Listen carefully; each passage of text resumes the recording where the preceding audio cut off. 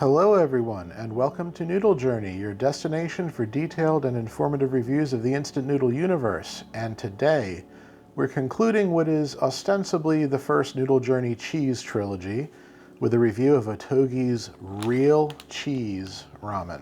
Before we get started, please give this video a thumbs up and subscribe to the channel if you enjoy this content.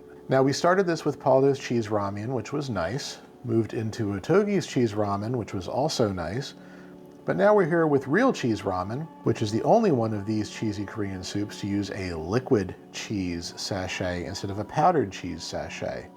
Will liquid cheese be the superior cheese? Probably, but we'll find out for sure. I'm excited. You'd think I'd be tired of cheesy noodles at this point, but no, I love cheese. In case you missed it in my unboxing video, I had to order this from South Korea because it is not easy to find in the USA. This was $2.50 plus shipping from stylekorean.com for a single pack, and you may find it on other sites or maybe even at your local Asian market if you're lucky, or if you live in an area where these are exported. And since there's really very little more I can say about cheesy noodles at this point that I haven't said in other videos, let's just move right into the ingredients and the review.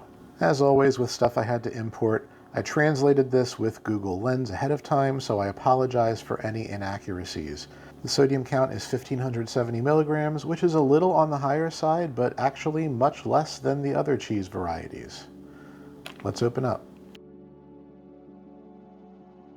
Inside the package, we have Ottogi's very consistent fried noodles, a soup packet, a liquid cheese packet, and a flake packet.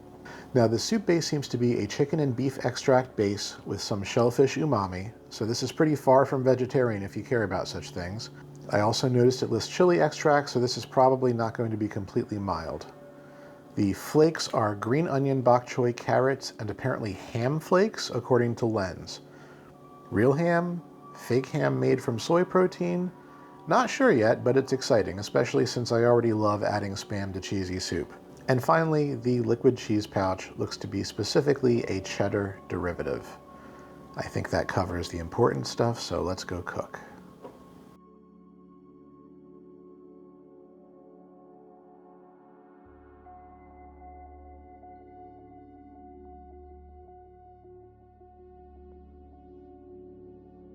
Okay, here is the almost complete bowl of noodles, and much to my surprise, when I stirred in the powder packet, I learned that there's already powdered cheese in it. So this is extra cheese in liquid form on top of already powdered cheese. And what I already love about this is that instead of stirring the cheese in at the end, like I had to do in the other two varieties, having it mixed in with the broth to begin with means that the agitation of the boiling water pretty much took care of any lumps. This is really smooth and already cheesy, and it smells great. And as I did before, I'm going to try this before I put the liquid cheese packet in.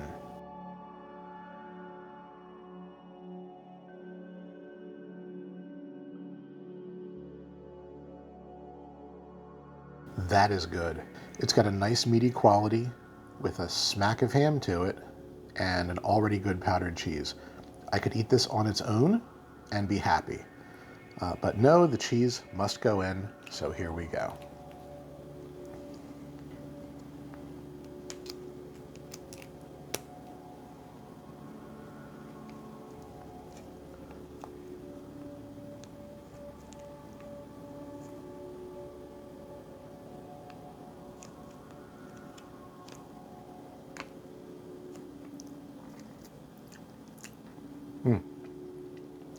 So I live outside of Philadelphia, and so I know my liquid cheeses very well, and that is quite good. Definitely adjacent to Cheese Whiz or Velveeta, very similar. All right, now let's stir this all up. Now there's a couple things to talk about as I do this. First off, you may have seen the ham pieces already floating around in here, but there's only 3 of them, which is a little disappointing, but hopefully they're good quality. There's one right there. I am pretty sure they're real ham based on their appearance. The other thing that I thought was interesting in the flake packet that wasn't really called out on the package, little pieces of elbow macaroni. Yeah, that's kind of neat. Clearly an homage to elbow macaroni and cheese. So yeah, that was a little bit of a surprise. Okay, this looks reasonably smooth now. Right away, I can see that the liquid cheese is giving the broth a much creamier, cheesier consistency than either of the powdered cheeses was able to do, which makes sense, right? This isn't surprising at all. So I think this is good. Let's give it a taste.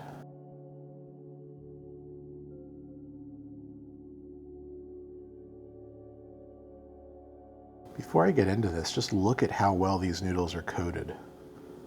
This is quite different from the other packs I reviewed.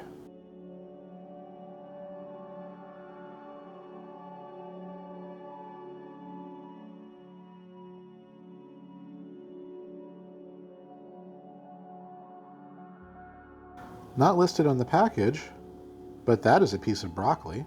That's pretty cool.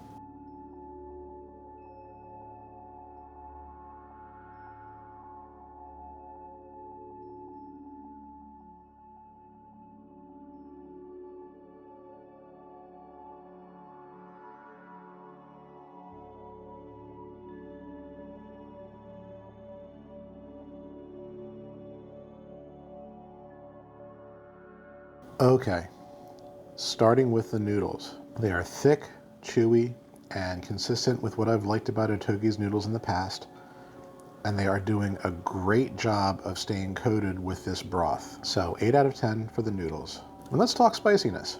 I mentioned the chili extract in the translated ingredients, and I don't taste it at all. It's really, really not spicy in the slightest.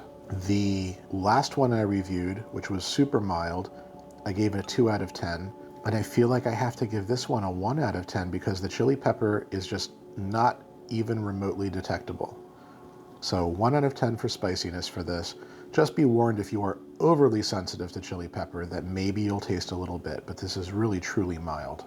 And now let's get into the flavor and talk about how this compares to the other more easily obtainable Korean cheese ramen. This is just wow. It usually goes without saying that a lot of the stuff sold in East Asia is way better than what we get here in the States due to import restrictions, but I am amazed at how good this is, especially compared to the last 2 reviews, which I already liked. Let's start with the flavor of the soup. This is cheese heaven. Between the powdered cheese and the liquid cheese, you've got an incredibly cheesy, nutty, almost funky base. If either of the 2 other varieties are not cheesy enough for you, then this should be. The combination of beef and chicken extract in the broth really gives you an incredible amount of savoriness behind the cheese flavor. And then let's talk about the flakes. The elbow macaroni flakes are, not really adding anything other than a little bit of texture. They're fine. The carrots are great.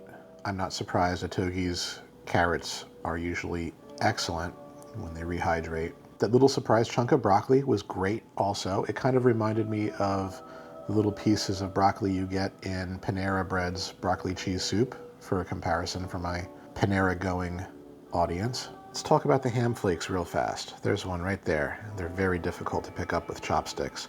It doesn't help that I'm very bad with chopsticks if you haven't noticed after 114 episodes. I don't think this is real ham. I think this is fish cake with ham flavor.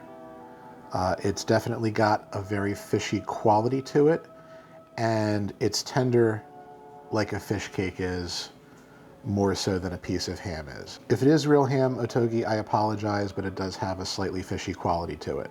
I love it though. I think it works really well in this, but it definitely has a sort of artificial ham leaning flavor to it rather than an authentic ham flavor.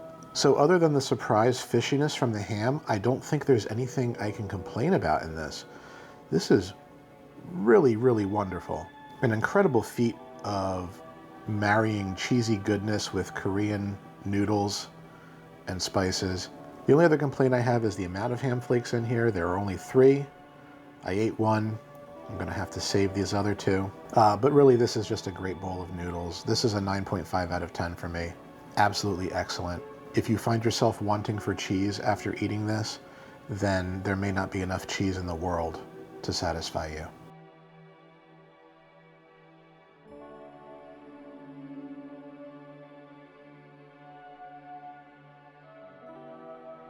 If you're into cheesy noodle soup, I don't think you can go wrong with any of the ones I reviewed in this trilogy, but if you can get your hands on it, this real cheese variety from Ottogi is the one to beat.